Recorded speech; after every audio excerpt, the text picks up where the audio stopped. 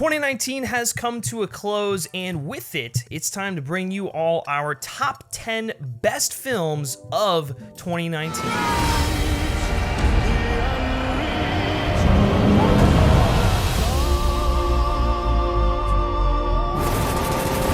I love you 3000.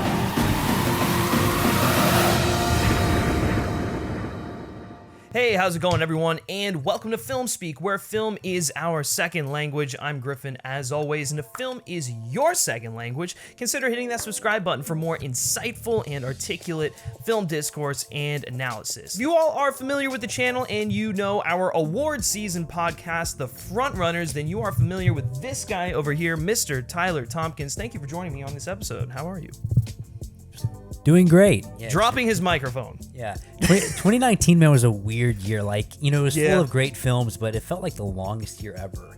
Yeah, it really did. And especially when you look back at some of the earlier films, like we were just talking about it earlier, like Us came out this year. Yeah, like Us, and even the Endgame. Lego Movie 2 came out this year. Even Endgame, dude. Endgame feels like it came out like 3 years ago. I know, it's ridiculous. I know. It's nuts, but it really kind of shows just the wide spectrum of movies that have come out. And I think, you know, reflecting a little bit on 2019, I think it was one of the strongest years of this past decade, and it certainly gave me a lot of movies that I think I'm going to continue to revisit and rewatch and have new appreciation for throughout the years. I'm really excited to do our top 10 favorite, or I guess best films of the year, but before we get into that, we will go through a few honorable mentions. Obviously, I think there were a lot that I left off. A few. That was hard enough. A few honorable mentions. Honestly, the honorable mentions list is just going to be like, it's like way this longer than the top 10. I know. A few that I really love that I couldn't put on my top 10 are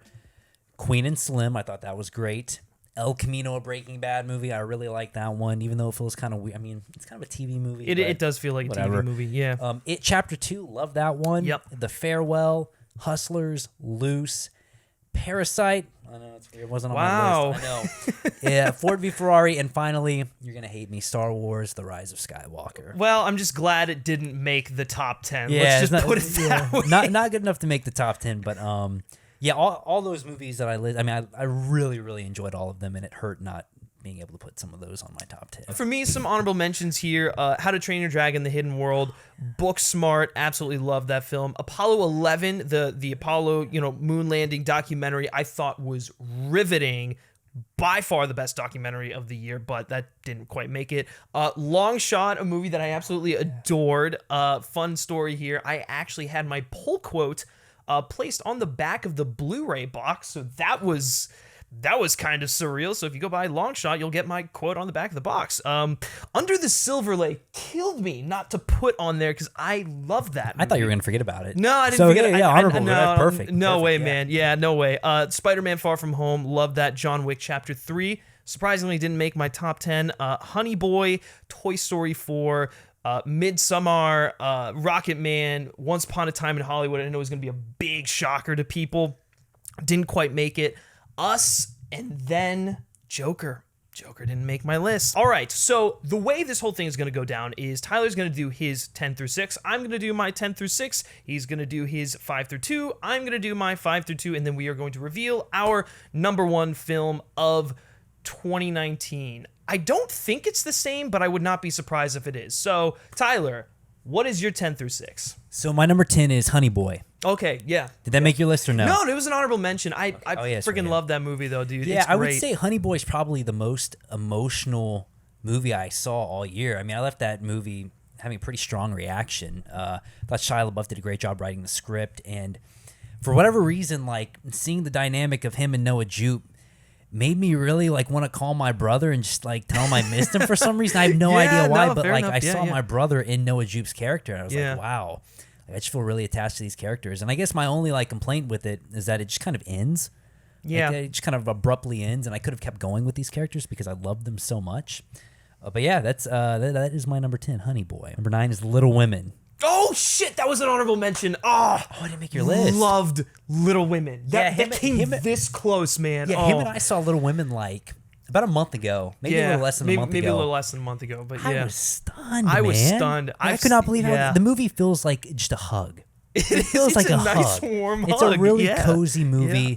Loved it. Greta Gerwig. I would say this is probably even better than Lady Bird. I think it is better than Lady which Bird. is kind of It an definitely unpopular is. opinion. Yeah. There's like a really strong following for Lady Bird. Well, and I don't know about you, but I knew nothing about the source material because I had not read the No, book. no. I had not seen any previous adaptation that had been made prior to that. yeah. So I went into this completely blind and was blown away. And from my understanding, the way that she chose to structure the film That's why I was loved it. completely different than what it had been in the past. And I agree with you. Yeah. That is one of the reasons it was so effective. And that's what made it so fresh too. Like I did Yeah. not expect it to be. It was kind of like Beautiful Boy. It's a little bit, structured a little bit it like was that. kind It's of like easier to little vignettes. Yeah, I agree. kind of easier yeah. to tell what was going on. But the thing Yeah. that makes Little Women is the casting. The cast is.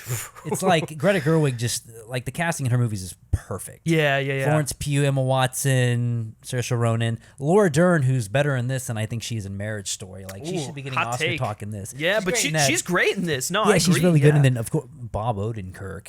Dude, comes out of nowhere. Like, what in the world? Like, Yeah, it's crazy. But yeah, and a great score by Alexandre Desplat. Oh, too. he's excellent. He'll be yeah, nominated for sure. Definitely. My number 8 is Under the Silver Lake, the one you just talked about. Excellent Which, movie, man. Dude, I felt weird putting this one on my list because it technically came out last year, Mm-hmm. but they kind of did that thing where it was limited and they did a wide release this year. Yeah. It had a really weird release, but yeah, for majority of the year it was my favorite A24 release.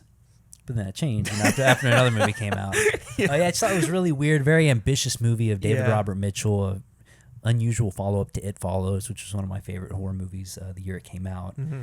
But yeah, I really enjoyed it. I think it has a lot to say about Hollywood. And there were even some conspiracy theories like David Robert Mitchell dug so deep that the elite are trying to cancel it and like hide it, which is weird- ridiculous, Yeah, but I mean, it fits for the movie. If you've Yeah, seen it. it's one of those things. It's like you go down a Reddit like rabbit hole. That's and exactly it what just happened. It gets way more. Yeah, it was on interesting. Reddit. They were like, they're trying to bury this movie. But Yeah, no, I it's mean- like for me, it was like a weird blend of like Hitchcock and David Lynch, is and like the score, Mulholland yeah, Drive. Dude, it was and- like a throwback to old school movies, and Yeah. Andrew Garfield, of course, is great. Plays a He's really awesome. Weird character. Yeah. Number 7 is gonna shock you, dude. 1917. It dropped. did, yeah, big time. dropped. Oh my Dropped god. from- it was number 1 for a while because I thought I was like, oh my gosh. God. I know, Holy crap, I know, man. we'll talk more in depth about this one later, I think. But Yeah, we'll the just reason, this save is it my for reasoning. later. I had it at like top 3. I saw it again. I still love it. You're gonna totally disagree with me, man. Like the filmmaking is wonderful on a technical level. It's brilliant, and I love the story. I just don't really think it has anything new to say. Like it's just very That's fair. I think that's a fair assertion. Yeah. yeah, but I still love it. Like it's still top 10 out of 10 movie. Like I love it. Yeah, well, we'll get into that later And the on. Newman but- score, I mean, we've been listening to it on repeat ever since it came out. It's the best score of the year. One of Yeah. the best scores probably ever. Of all time. it's his best score to so date, good. period. Yeah. Number 6, Jojo Rabbit. To Okay, me, yeah, that's that's like a the good Green Book of the year. It's just a really feel-good movie. Taika Waititi, people are balance tone very well. It's a very hard movie to pull off, and he did it wonderfully. And I think a majority of people like in the industry are liking it. But like for example, I sent my landlords to go see it, and they hated it. They walked out halfway through. Yeah. That was kind of surprising to me, and I think it is Yeah, rubbing yeah. some people the wrong way. But Yeah, it's kind of weird the reception that film has been getting, but I agree with you. I think it's just a nice sweet movie. For yeah, sure. performances all across the board excellent. Roman Griffin Davis, it's like one of the best child performances of the Yeah. decade. I think he's excellent. And Yeah, I Thomasin McKenzie, can't wait to see what else she does in the future. So coming in at number 10 for me was my number 1 for literally the whole year up until I went to TIFF, which really just shows you how backloaded this entire freaking year was with just incredible films. Number 10 is Avengers Endgame. Good. I thought you were gonna say Us. No. Oh, good. Us was in my honorable mentions, That's but what I keep forgetting. Dude, so many dude, honorable listen, I wanted to put this film higher, and maybe in terms of just third acts of a movie, it is in the top 2 or 3. It's just I think the middle section is where it kind of loses me ever so slightly. But that being said, what the Russo brothers were able to pull off here is nothing short of exceptional. As opposed to a film like Rise of Skywalker, this is a movie that it did fan service in a way that felt earned, and it really serviced the characters in a way that it was just beautiful. It was a perfect send off for this like era of the MCU. The third act, my God, is legitimate. Like the battle and the moments in the music, Alan Silvestri's score, everything is just it completely envelops you, and it just fills you full of emotion. And but you know, by the time we get to that Avengers Assemble like scene, I mean it hits me every single time. I'm in tears. And I think one of the things that I've really come to love about this movie is the way it ends. You're talking like a 300 million box office behemoth. This incredible movie, it ends with two people having a dance.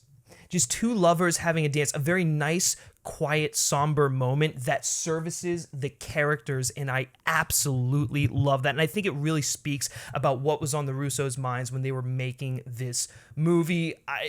The first act feels like The Leftovers. The second half is some weird like time travel thing. And then the third act is like Return of the King. It's a little disjointed, but I love it with all of its warts and all. It's just such an exceptional movie for that reason. Endgame's my number 5, so it was next on my list. Okay, perfect. I echo everything you just said. The thing I love the most about it is that it is this big blockbuster, but it feels so much smaller. It does. Certain moments of the movie. It's more like, intimate. wow, they really cared about the story and crafting the story around these characters. Yeah.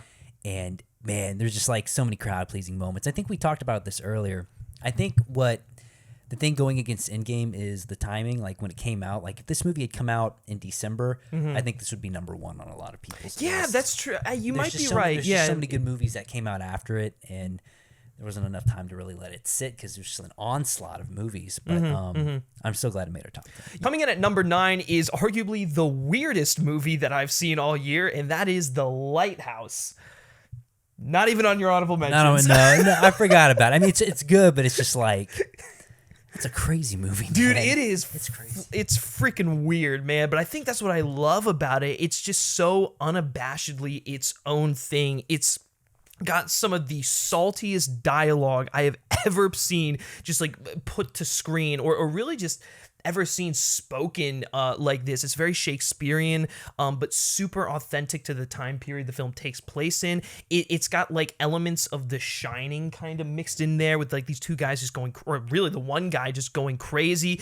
I love that you don't entirely know what to believe. You don't know who to believe. You don't even know what it's about, really. I mean, it's just really two dudes going crazy on a rock.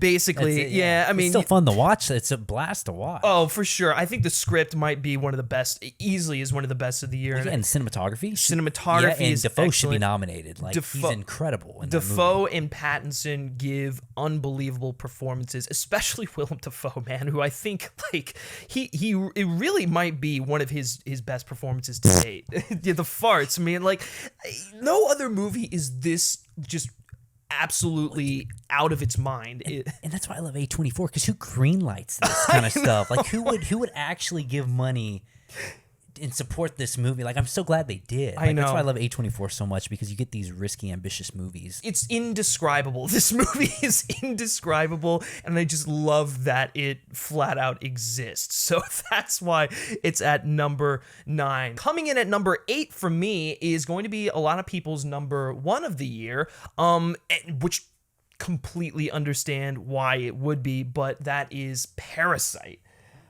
I just think this movie is, what it accomplishes should not be possible. Like the way that Bong Joon-ho balances tone should not be possible.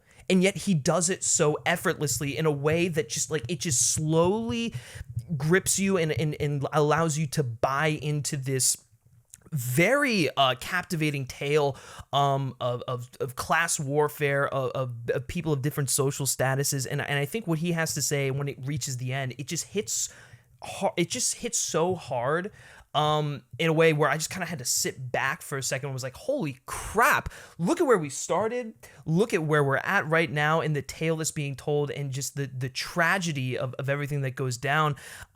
It's got an incredible twist in there. I know it doesn't really, the twist isn't like, it doesn't really hit as hard for you, but I think more so for me was just the ending. But this one has grown on me a lot. Like I really do like this one. There were just some things that happened at the end of the end of the movie that I just really couldn't buy some of the characters, like what they do. But no, the twist is great. Yeah, it's because you don't see it coming. Like, no, for sure. You can't It's guess just- it at all. It really is, and it's one of these movies where it's, and I love how he shows the dichotomy of like, you know, when like the rich and the wealthy people are like celebrating, or Yeah. you know, there's a rainstorm, and like you see how they're taking it, and then you see like just the devastation that it causes the people at the lower class level, and it just it is a very symbolic film, and I think it's a very poignant film, and it's a film that has a lot to say, and it's a movie that and the performances, oh my god, dude, the performances are excellent, and especially from the dad, who I wish I knew the actor's name, but he's excellent. He's excellent in this movie. But Parasite is absolutely one of the best films of the year, definitely one of the best of the decade as well. So coming in at number 7 for me is going to be Ad Astra. You did not like this movie. I'm gonna let you take this one over, man. Oh man, it is just. Which, hey, also, I just want to say, Tarantino didn't like it either. I know Tarantino didn't But like it. we're It's- Tarantino and I are in the minority. Listen, it's a very pretentious film. It's not a movie for everyone, but it's a very introspective and contemplative character journey in the same vein as, like, say, an Apocalypse Now, which I absolutely loved that aspect of it. It's a sci-fi film that when you look at the trailers and you look at the marketing, you think it's going to be very action-packed. You think it's going to be just this swashbuckling space adventure, but it's really not that at all. I mean, you look at the journey that Brad Pitt's character goes on, and it's a journey about, you know, struggling with his parental relationships, his relationship with his father, you know, coming to the realization of the things that, or the pain that it caused him, and how it's causing him to reflect as a person. And I just found it all to be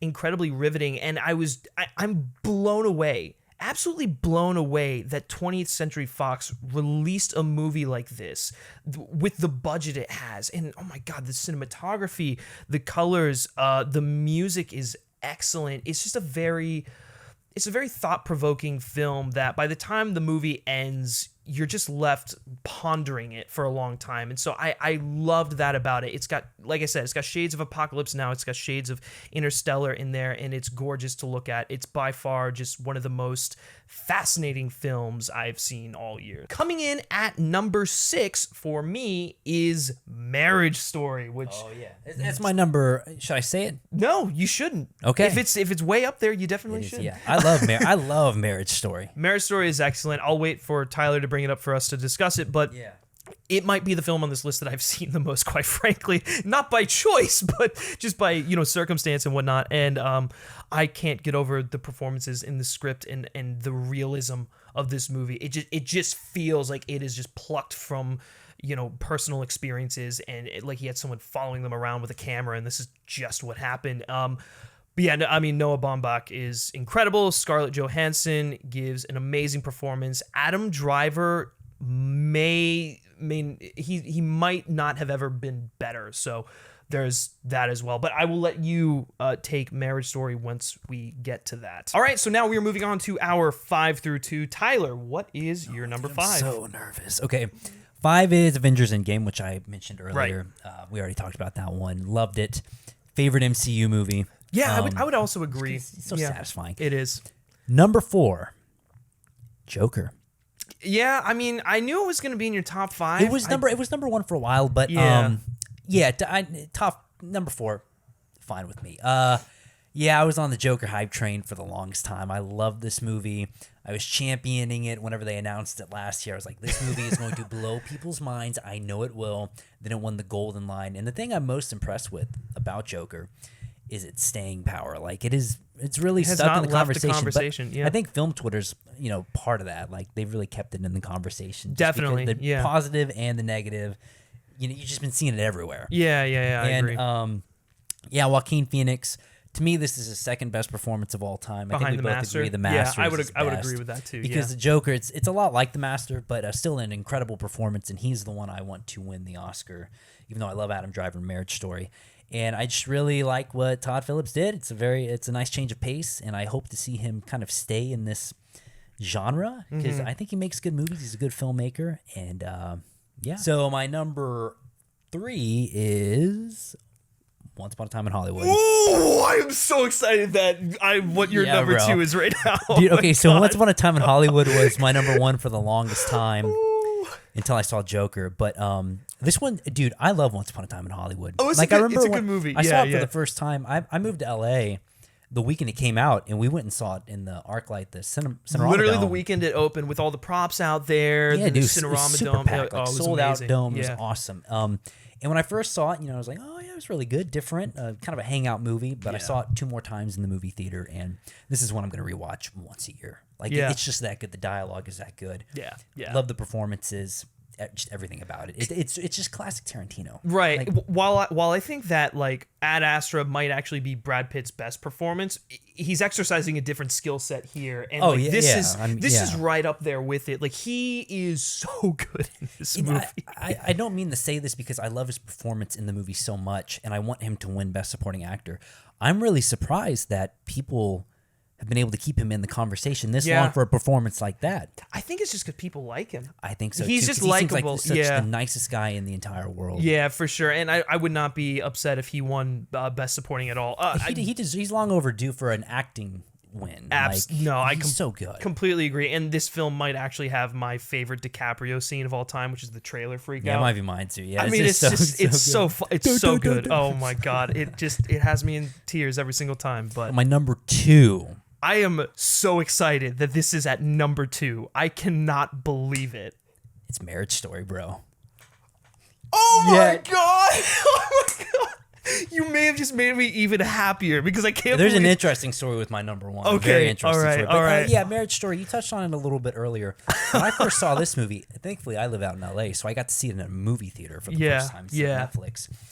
I was blown away, man. Like, it's excellent. I've seen Noah Baumbach's movies before, but this was like auteur level filmmaking. Like just the combination of just like the acting, the writing, the directing. Like it's a wonderful movie. Yeah. And I truly think it's one of the best of the decade. It's not my top 10, but I think it's one of the best of the decade. No, I agree too. And I think the thing is like it's a movie where Adam Driver might have like the flashier performance in the movie as opposed like between him and Scarlett Johansson. Yeah. But the movie doesn't work without each of them. Like there's like each of them are so important in allowing you to empathize and sympathize with each of these characters. You can understand where both of them are coming from, where both of them might be right and both of them might be wrong.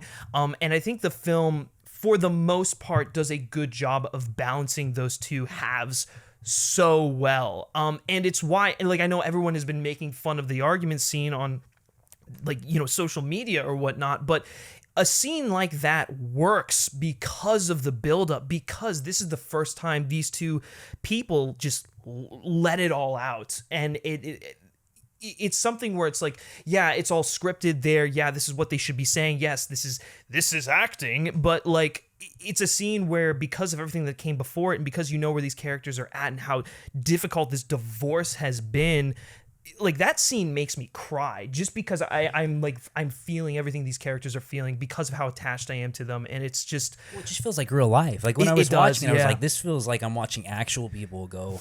Like it's like a love story kind of through the lens of divorce, which is that's a fascinating thing. That's real, and that's hard to do. Not many people can do that, right? Because a movie like this could be super. I mean, it is really depressing, but it could be like super dour and dark and just like you fill you with like, it would leave you like hopeless. But it's kind of like the movie. I don't know if you saw it. I love Blue Valentine. Oh yeah, it's a really great movie. But Marriage Story is the opposite of the opposite and better. I think it's much better. It's a much better movie. Fair enough. I might agree with you. Valentine's fantastic. Yeah, they're both great movies. But God bless you for having the film that is at your number 1 be at your number 1. I can't wait to talk about it. I can't wait to talk about it. It's high on your list too. I know. I mean, I haven't heard it yet. I know, it's definitely on mine. Definitely not an honorable mention. No, it's definitely not an honorable mention. Starting off with what I feel to be the film that has, I'll say it. I think it has the best script of the year, and that is Knives Out. I flippin' love this movie, man. Like, it's just a blast. Like, it's fun. Ryan Johnson brings a lot of style and charisma to this movie. The production design is excellent. It's a classic throwback murder mystery with a modern twist on it. And the way it's structured is so just like, it subverts your expectations, which is obviously something Ryan Johnson does very well, but it does it in like a very fulfilling way. The performances are excellent across the board. Like any other year, I'd say Ana de Armas, Daniel Craig, and Chris Evans should all be nominated for Best Actress, Best Supporting Actor, respectively. But it's, given how stacked the field is this year, it's definitely not going to happen. But it's a lot of fun. It's funny. But the way that it just keeps taking these twists and turns is excellent. It's very topical, in a nice way, and I don't know, man. I had a smile on my face watching this thing the entire way through. It's been one I've been itching to revisit ever since I saw it, because I think out of all the movies on this list, this has the potential to go up even further than where it's at. But I freaking love Knives Out, man. It's so rich. Coming in at number 4 is the biggest film of the year, the longest film of the year, the most epic movie of the year, and that is Martin Scorsese's The Irishman. A movie like this is 3.5 hours long, could have been a disaster. It really could have been. I could have lost interest really fast, and a lot of people probably did. Can't say I blame them for losing interest, but I think what most impressed me about The Irishman was how well paced it was. I never felt the length. I was never bored. The movie really moves along in a brisk way. It has a sense of urgency, yet it never disservices these characters. It allows these moments to play out, these interactions to play out, and I think Robert De Niro hasn't been this good in years. I don't even remember the last time. Probably like Casino, honestly, was probably the last time he was this good. Joe Pesci comes out of retirement to do a different kind of gangster role, which is so refreshing to see him on the other side of the spectrum when it comes to these sorts of characters. And Al Pacino, my God, he comes in there and he does what he does best. He brings the charisma. He delivers these powerhouse monologues as Jimmy Hoffa, and his rapport with Robert De Niro is nothing short of delightful. But for me, the real star of this movie is, of course, Martin Scorsese, because it's a film similar to Ad Astra. It is very self-reflective, but in this case, it is self-reflective of the artist.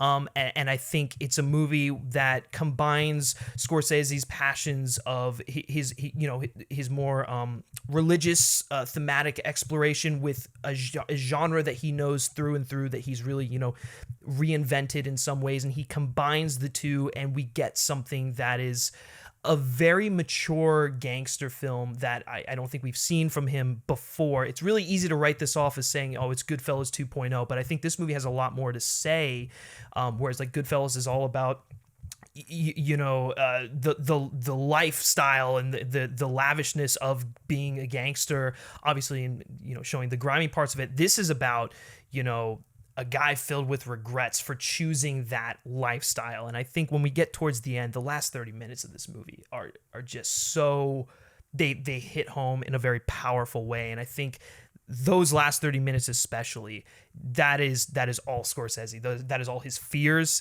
That is everything that he's contemplating, and it's riveting. I mean, it's truly one of his best movies he's ever made. I'm very thankful that a movie like this got made, because I don't think it could have, if anyone other than Netflix had picked it up. It's one of the cockiest movies I've ever seen in my entire life. But I mean that in a good way. I liked it. I didn't love it quite as much as others, which is weird because I love Marty so much. Oh, Marty's great. Yeah, it's a really good movie. But yeah, everyone's just like flexing hardcore in this movie. Number 3, I'm going to skip over because I know where it's at on your list. Top 3? Top 3. Okay. And if it's not your number 1, then I am leaving this room. But number 2... What's your number 2?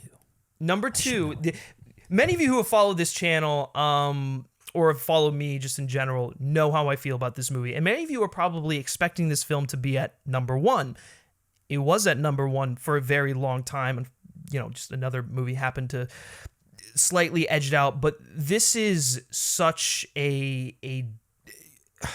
it was such a visceral and emotional experience. I just walked out absolutely floored the first time I saw it. I'm talking about Waves. Waves comes in at number 2. Trey Edward Schultz crafts what I feel to be a masterpiece in his third feature film. He shows that he's a filmmaker with personal things to say, with very powerful things to say, and he's a filmmaker that will put emotions first in storytelling. He's an expert craftsman. This movie is shot beautifully. The way he utilizes aspect ratio, the way he utilizes camera movements, it's all very effective. This has definitely, not even probably, it has the best soundtrack of the year. And I think, you know, the messages that it's conveying of love and forgiveness are super relatable, super powerful. The performances are just unbelievable in this movie. It blows my mind that they're not getting awards recognition. Really, that the film as a whole isn't, but these performances are being overlooked is really disappointing. Kelvin Harrison Jr. is having one hell of a year. Unbelievable, man. Between Loose and this film, nuts.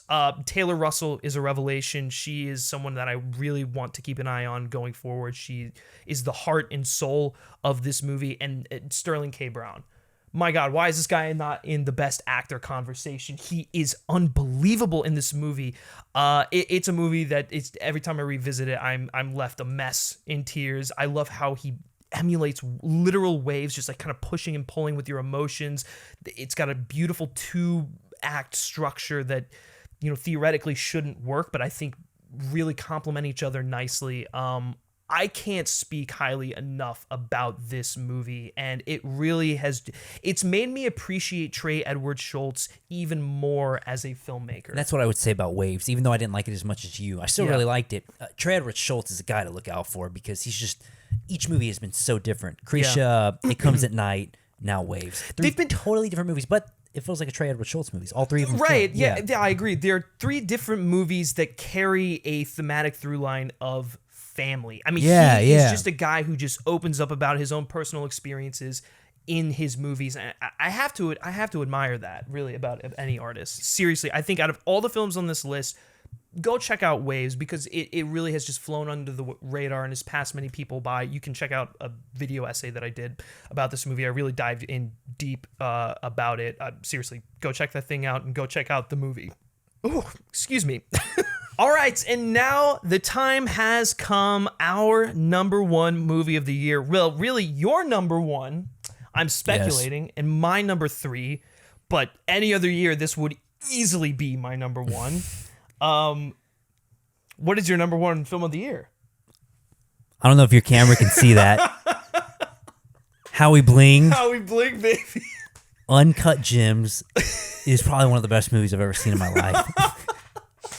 Like, okay, so let me set the stage. I can't believe your just evolution with this. Well, this is the thing. This doesn't happen with movies often. It usually happens once every couple of years. Like, I remember I saw Black Swan. I thought it was okay. Watched it a year later. Like, masterpiece. Uncut Gems, you took me to see it in October because you got an early screening, like 2 months before it came out. There was already like so much hype behind it, and I saw it. I loved it. Didn't really like how things wrapped up, though. I was like, I don't know. It left a really bad taste in my mouth. Then the movie comes out about 2 weeks ago. I've seen the movie 5 times in the movie theater. I've never seen a movie that many times in the movie theater before. And it just does not get old. It doesn't. Like, I get why it wraps up the way it wraps up now.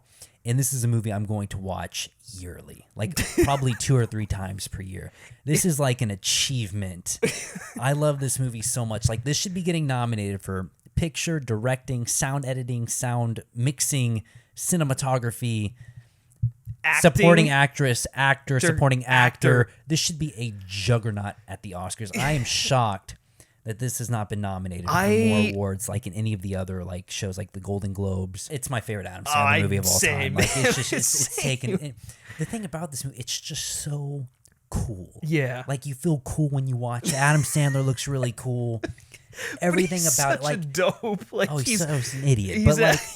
But like in like the Safdie's, like we're witnessing like two mega stars. Like these guys are going to be huge. Oh, they already are huge, but they're going to be like. I think they're going to be like Tarantino or Scorsese like level huge. I agree because like half the cast they use are not even actors, man. I know. Like Kevin Garnett gives one of the best performances of the year. Dude, this movie is incredible. It's incredible. And honestly, every time I see it, I keep wanting to put it higher on my list. But it's just like, how many times have you seen it? Like 3 times? Dude, I've seen this movie like at least 5 times. Does it ever get old? No. It gets better and better. And it's fun watching it with a crowd, yeah, too. That's what makes it, man. The end, if you've seen this movie, literally the last act of this film where it's just like this massive just like gamble that Sandler's character makes. Would you classify this as a sports movie? I think you could. I think it kind of is, yeah. This is kind of a sports movie. It's a gambling film, yeah, for sure. Yeah. But it's like, it's one of the most just on-edge sequences. It's like every time I've seen it, I've been sweaty. I've been grasping the armchairs. I know what's gonna happen, but the entire experience and the atmosphere that the Safdies create is unbelievable. Yeah, and when you see that, the final, if you've seen it, the final 5 minutes are just honestly, it's the final like ridiculous. 20 minutes, it's ridiculous. It's ridiculous. And if you know what happens and you go and see it with like a sold out audience and you're just waiting for them to see it, like it's so fun. I saw it in a sold out movie theater, dude, in Texas. A sold out, like a big theater. This should not have been sold out. It is the indie event film of the year. Like it's pulling people, and people liked it too. Like it's a crazy movie, C+ cinema score, but like the people I saw with loved it, and they've been like, my cousin's been texting me about it. They're like, the score is amazing. Like they've just been listening to the score over and over again. Yeah, oh, dude, it's just like unreal. It's amazing. I've never experienced a film quite like this, and my only regret is that I legitimately could not place it higher on my list. Like I just could not, in good conscience, put it at number 2, knowing how I felt about Waves and knowing how I felt about my number 1. It just, but I'm glad. I'm so happy that it's your number 1. Okay. So while that was a lot of fun, change your number 1, dude. No, I can't. I can't in good conscience, man. I'm not even kidding when I say that my number 1, similar to you, I think is one of the best films I've ever seen, and that is 1917. I had such a just visceral reaction like walking out of this movie. Like I blew up our text message with you and Zach Pope. I was like, this is not only the greatest war film I've ever seen. This is probably the greatest film Sam Mendes has ever made. Sam Mendes may have just surpassed Christopher Nolan as my favorite director of all time, something I never thought would be possible, to be quite honest with you. But it makes sense. If you look at his filmography, Mendes is he's a guy where, I think he's undervalued in the industry. People like, he always makes a movie and everyone's like, oh, Sam Mendes, hell yes, but he's never lauded like people like Tarantino, people like Martin Scorsese. Granted, these are guys who've been around longer, but like or Christopher Nolan even. He should be up there with the greats, because this is a film that when you look at the trailers, you're expecting, similar to Dunkirk, but still very different. You look at the trailers, you're expecting this giant war epic. And while there are glimpses of that, this is a very intimate character story that is honestly a tale of survival, too. I get a lot of shades of The Revenant in here.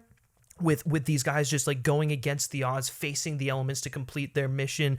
And I became so attached to both of these characters that by the time we get to the end, and just the stuff that is going on in the stage that Mendes and Deakins and Newman have set, I'm not only just like sitting back, just witnessing art, just beautiful, fucking riveting art. I'm filled with emotions. I'm like tearing up at multiple times. Like there's so many moments in this movie that get me. And I love that it's a World War I movie. We don't get films like this a whole lot, and it's a movie that treats the time period with respect. It really is authentic to it, and it pays homage to the legacy of Mendes's grandfather, which is why I think this might be his most personal film to date. What I love about it is that it's an homage to storytellers. And it has shades of like epic Greek poems like the Odyssey in mixed into there, the journey the character goes on. And I think similar to how Mendez's grandfather would tell him the story of these two couriers, Mendez is able to bring this story and tell it in the way that he knows how with his cinematic voice. And so, it's just such a remarkable film that absolutely floored me the first time I saw it, floored me the second time I've seen it. It's one I want to keep going back to. Roger Deakins has never been better. This is like some god level mastery. I legitimately have no idea how they made this thing. Thomas Newman, yes, is operating at god tier level with what is definitely 100% his best score to date, which is this man. Dude, it's like the score is incredible. That's one of the things that made the movie so good to me. It's like it really. He just knows, like, him and Sam Mendes are a good team. The other person who's not getting enough credit here is George McKay, who gives a very physical performance. It's something where, like, you learn new things about his character through the experiences he goes through. There's, like, no exposition, which I love. It just throws you into the middle of this thing, and you learn about these characters through their conversations and, stuff that they find on them, and all sorts of stuff. And I wish more filmmakers had that trust with audiences, because it is something very rare. So, I adore this movie. It's you'll see it pop up on another list, that we'll talk about very soon. What is your top 10 best films of 2019 list? Throw it down there in the comments section below. It's going to be very different for a lot of people, but I know there's going to be some overlap, so we're really curious to see where certain films, place on your respective lists. Thank you, Tyler, as always, for joining me. Where can everyone find you? Yeah, you can find me on Twitter and Letterboxd. Letterboxd is going to be huge in 2020. We're going to be logging everything. So. Yeah, it's fun. It's fun to keep track of everything. Oh, it definitely is. It's great. Letterboxd is awesome. So get on there if you don't have it. But as always, guys, be sure to like this video, share it with your friends, and subscribe to this channel for more insightful and articulate film discourse and analysis. You can always like FilmSpeak on Facebook. Follow us on Twitter simply by searching FilmSpeak. And if you like me specifically and you like what I have to say, you can give me a follow on Twitter at Griff Schiller. All right. Thanks for another great year, guys. 2019 has definitely been, it's been one for the books. So we'll catch you, well, I guess it's already 2020, but we'll catch you in a future video. Thanks for watching. Take care.